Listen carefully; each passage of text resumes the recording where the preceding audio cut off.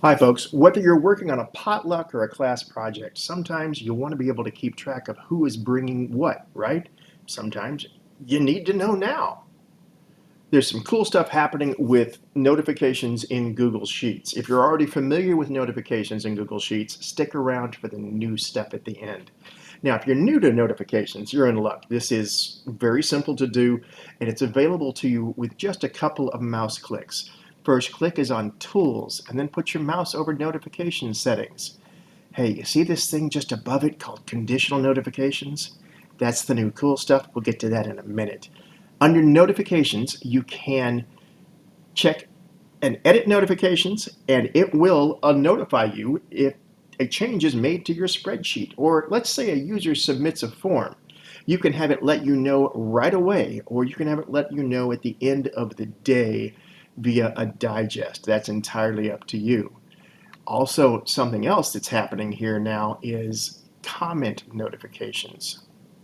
You can have it notify you of any comments, or you can have it notify you about comments that were addressed to you. Let's move on to the new fun stuff.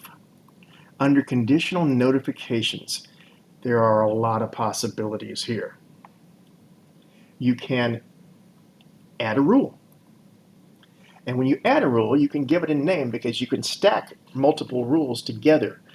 By default, the spreadsheet is set up so that if a cell value changes, regardless of where that cell value happens to be, what column it happens to be in, etc., if the cell value changes, do something. So for example, let's say it's in column D or in a custom range of columns. Let's say it's in column D. You can add a condition. There are a lot of conditions. Is it empty? Is it not empty? Does it contain a specific text or a text that starts with or ends with? Was it done on this date or before this date or after this date?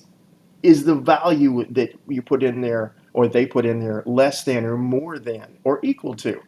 All of these are possibilities for your conditions. And again, you can set them up for multiples. So you can say if it was done after this date and the answer that was put in was larger than whatever, send you a notification. And here's the other part of the cool tools in the new conditional tools. This is probably my favorite.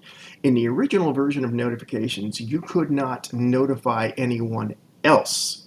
You could only set up notifications for yourself.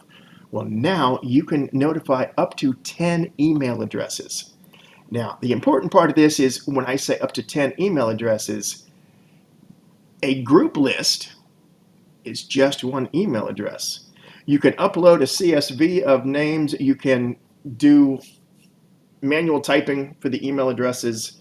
You can actually tell it to pull email addresses from the spreadsheet. And what it will do at that point is notify the people that you set up notifications for. That's a pretty cool tool. Yeah? Okay, go forth and notify.